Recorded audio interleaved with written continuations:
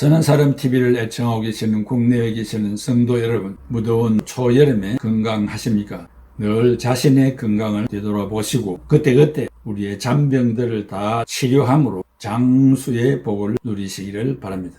오늘부터 몇 시간 동안 성령운동과 영성운동의 혼돈이 있어 왔는데 이 사실을 밝히 드러내어 여러분 신앙생활에 보탬이 되기를 바라는 마음에서 준비했습니다. 또 여러분이 유튜브에 들어가서 빨간 글자로 된 구독과 엄지척이 하늘로 향한 것을 눌러주시면 선한 사람 TV를 도와주시는 것이고 늘 기도로 협조해 주시기를 바랍니다.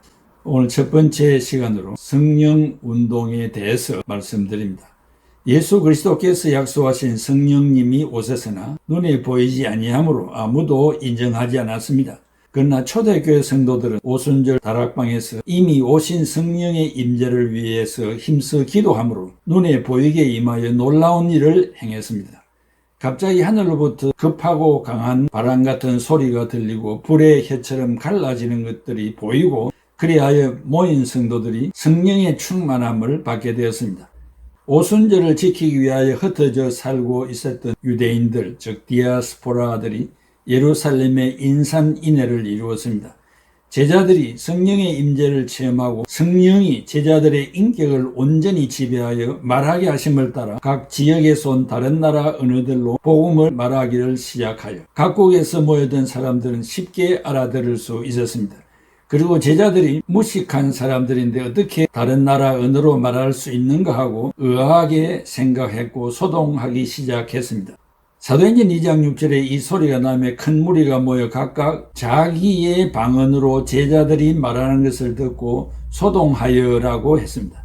사도행전 7장 55절에 스데반이 성령 충만하여 하늘을 우러러 주목하여 하나님의 영광과 및 예수께서 하나님 우편에 서신 것을 보고 했습니다. 여기 충만하다, feel라는 단어는 성경의 다른 구절에서도 나타나는데 예를 들면 스데반은 성령이 아닌 은혜와 권능이 충만했습니다. 누가복음 4장 1절에 예수님께서 성령의 충만함을 입어 요단강에서 돌아오사 광야에서 40일 동안 성령에게 이끌리시며라고 증거했습니다.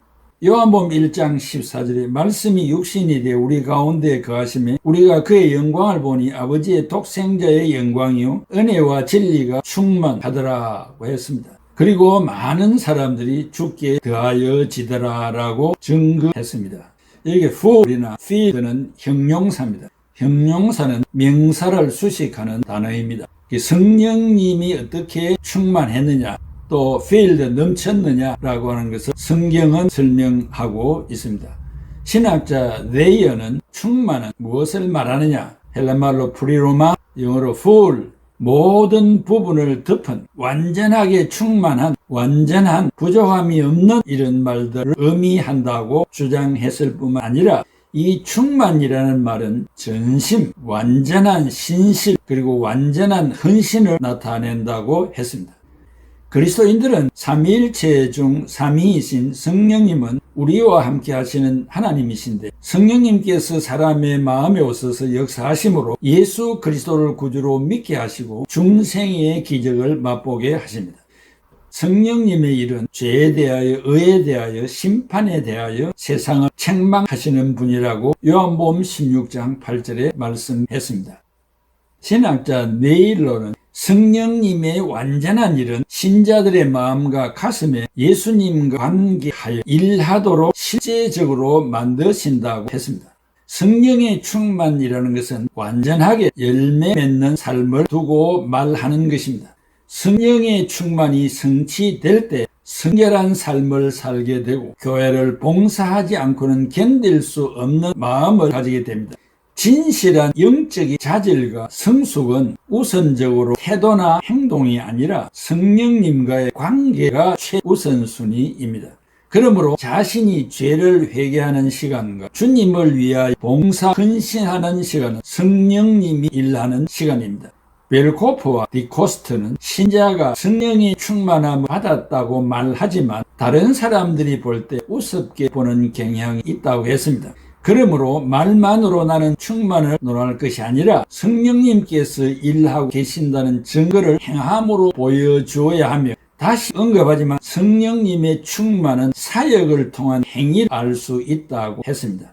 바울은 말하기를 성령의 충만은 신자가 그리스도의 영광과 교회 사역에 이바지하는 선행이 성령의 충만을 받은 열매로 표현된다고 했습니다. 갈라디아서 5장 22, 23절에 성령의 열매는 사랑과 희락과 화평과 오래 참음과 자비와 양선, 충성과 온유와 절제니라라고 했습니다. 베드로는 산헤드린 공회 앞에서 증거할 때 사도행전 5장 32절에 하나님이 자기에게 순종하는 사람들에게 주신 성령이라고 이 사실을 말했습니다. 순종하고 싶고 직분을 갖고 싶어하는 자에게서 성령 충만을 주신다고 했는데 과연 내가 성령 충만한 결과로 순종하고 싶은가? 또한 직분을 갖고 싶은가? 이러한 사실 앞에 성령 충만을 식별할 수는 없지만 다만 인식을 할 수 있는데 하나님의 뜻을 순종하고자 하는 신실한 희생적 열정이 있는가를 스스로 살펴보면 알 수 있다고 했습니다. 언제나 내가 하나님과 관계하여 나 자신 안에 사랑과 희락과 화평이 있는가를 생각해야 됩니다. 그리고 다른 사람과 관계하여 밖으로 오래 참음과 자비와 양선이 있는가를 생각해 봐야 됩니다. 그리고 내가 내 자신과 관계하여 의로 충성과 온유와 절제하는 생활을 하고 있는가를 확인하면 됩니다. 첫째로 성령의 충만은 선교와 섬김의 원동력이 되십니다. 누가가 말하는 성령 충만은 선교와 섬김의 원동력이기 때문에 충만을 강조하고 있습니다. 그러므로 선교사는 성령이 충만한 자이며 선교사를 보내는 자들도 성령 충만한 자입니다.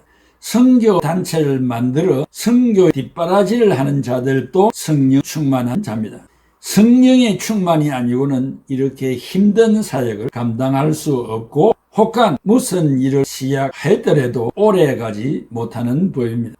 당시 헬라 문화권의 영향을 받은 때이므로 헬라 사상에서는 성령님이 사람들 안에서 역사하는 힘으로 알려졌고 히브리 사상 즉 구약에서는 사람들 밖에서 역사하는 독립적인 실체로 이해가 되었습니다. 그래서 누가는 이러한 두 사상을 통합하여 인격적인 존재로서 사람의 안과 밖에서 일하는 것을 친히 말하였습니다. 사도행전 8장 29절에 성령이 빌립들어 이르시되 이 수레로 가까이 나아가라 하시거늘 했습니다. 이것은 밖으로 지금 성령이 역사하고 있는 것입니다. 사도행전 10장 19절에 베드로가 그 환상에 대하여 생각할 때 성령께서 그에게 말씀하시되 두 사람이 너를 찾으니 이 밖으로 나타나는 증거입니다. 사도행전 13장 2절에 주를 섬겨 금식할 때 성령이 이르시되 내가 불러 시키는 일을 위하여 바나바와 사울을 따로 세우라 하시니 교회 앞에 선교사 누구누구를 세우라고 말씀하셨습니다. 성령님이 특별히 선교사에게 주장자가 되셔서 역사하심을 말합니다. 두째 성령 충만은 사람들을 인도하시는 분이십니다. 사도행전 13장 4절에 두 사람이 성령의 보내심을 받아 실루기아에 내려가 거기서 배 타고 구브로에 가서 성령으로 말미암아 보내심을 받았습니다. 사도행전 15장 28절에 성령과 우리는 이 요긴한 것들 외에는 아무 짐도 너희에게 지우지 아니하는 것이 옳은 줄 알았노니 라고 했습니다. 성령이 말씀하시는 것입니다. 무엇 외에는 아무것도 지지 말라고 성령님이 말씀했습니다. 사도행전 16장 6, 7절에 성령이 아시아에서 말씀을 전하지 못하게 하시거늘 그들이 부르기아와 갈라디아 땅으로 다녀가 무시아 앞에 이르러 비두니아로 가고자 애쓰되 예수의 영이 즉 성령님이 허락지 아니하시는지라 했습니다. 성령님은 사도들과 제자들의 모든 영역 안에서 주체적, 능동적으로 말씀하시며 일하시는 분이십니다. 교회는 사람들이 일하는 것이 아니라 궁극적으로 성령님의 역사로 일하는 곳입니다. 성령님은 직분자들이 봉사하고자 할 때 일할 수 있도록 필수적인 자원을 제공해 주시는 분이십니다. 빌립보서 3장 3절에 하나님의 성령으로 봉사하며 그리스도 예수로 자랑하고 육체를 신뢰하지 아니하는 우리가 곧 할례파라라고 했습니다. 셋째, 성령 충만은 표적과 기사를 행하게 하십니다. 성령님은 말씀을 전하고 봉사할 때 기적을 행하게 하십니다. 그리고 성령님은 인간이 모이는 공동체를 근본적으로 변화시키는 변화의 주역이 되기도 하십니다. 나아가 자신의 소유물을 남에게 나누어 줄 수 있는 용기도 주십니다. 여러분이 가지고 있는 돈을 가난한 자에게, 굶주리는 자에게, 헐벗은 자에게 얼마를 구제하는 것, 내가 하는 것 같이 생각되지만 성령님이 그렇게 할 수 있는 힘을 주시는 것입니다. 사도행전 2장 44절 45절에 믿는 사람이 다 함께 있어 모든 물건을 서로 통용하고 또 재산과 소유를 팔아 각 사람의 필요를 따라 나누어 주며, 사도행전 4장 32절에 믿는 무리가 한 마음과 한 뜻이 되어 모든 물건을 서로 통용하고 자기 재물을 조금이라도 자기의 것이라 하는 이가 하나도 없더라. 사도행전 11장 29절에 제자들이 각각 그 힘대로 유대에서 사는 형제들에게 부조를 보내기로 작정하고, 이 세계적인 자선단체들이 운영되고 있는 것은 성령의 충만을 받은 성도들이 유언으로 바친 재산이 있었기 때문입니다. 넷째, 성령 충만은 거주지의 문화를 변화시킵니다. 마술과 무당과 점쟁이들이 있는 지역을 변화시킵니다. 특별히 뉴욕의 할렘 지역은 빈곤하고 어버이가 누구인지 모르는 불쌍한 자들이 집단을 이루어 사는 곳입니다. 항상 경찰이 상주하며 하루가 멀다 하고 사고 사건이 발생하는 지역입니다. 그러나 성령이 역사하여 교회를 세우고 변화하여 새 사람이 되어 그 지역과 사람들을 변화시키고 있습니다. 사도행전 19장 19절에 또 마술을 행하던 많은 사람이 그 책을 모아가지고 와서 모든 사람 앞에 불사르니 그 책값을 계산한 적 은 5만이나 되더라. 당시 로마가 지배하던 AD 55년경입니다. 그때 당시 화폐는 은하, 데나리온, 드라크마가 사용되었습니다. 드라크마로 계산하면 하루 품삯이 한 드라크마입니다. 성경 New Living Translation 바이블에서는 은 5만을 수백만 달러로 번역을 했습니다. 마술사가 먹고 살기 위해서 엄청난 전문적인 책들을 소장하고 있었던 것 같습니다. 이와 같은 사람을 성령님이 변화시켰던 사실을 입증하고 있습니다. 초대교회를 섬기는 직분자들에게는 무엇보다도 성령님의 충만이 필요했습니다. 성령님의 충만이 아니고서는 교회 내의 어려운 문제들을 해결할 수가 없었으며 서로를 이해하고 섬김에 앞장설 수가 없었기 때문입니다. 성령의 충만은 인위적으로 되는 것이 아니며 절대적인 사역으로서 영성운동과 차이가 있습니다. 앞으로 계속하여 성령의 역사와 영성운동은 어떤 것인가를 구분하여 말씀드리겠습니다. 끝까지 말씀을 잘 경청하여 주셔서 여러분의 지금까지의 잘못된 판단을 교정하여 성경적으로 성령 충만하고 영성운동에 앞장서는 여러분들이 되시기를 바랍니다. 기도하겠습니다. 고마우신 아버지 하나님, 은혜와 사랑을 감사합니다.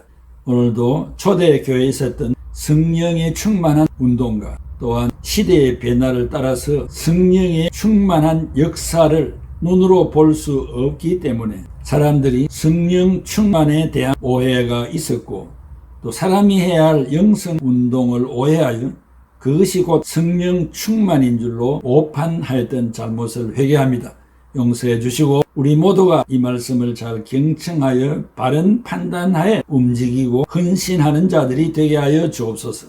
예수님의 이름으로 기도하옵나이다. 아멘. 영화로우신 주 성령, 나의 마음 비추사 어둠 몰아내시고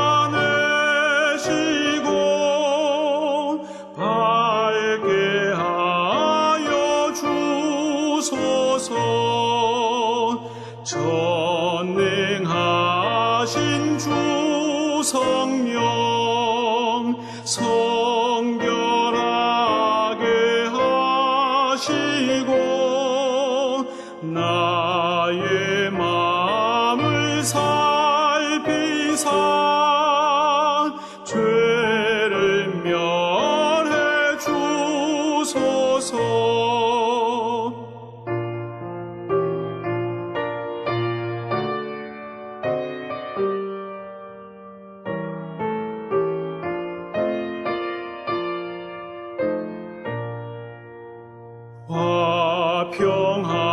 거룩하신 주 성령 슬픈 맘에 오셔서 온갖 괴로움 없애고 기쁜 마음을 주소서. 거룩하신 주 성령 나의 맘에 계시사 망령되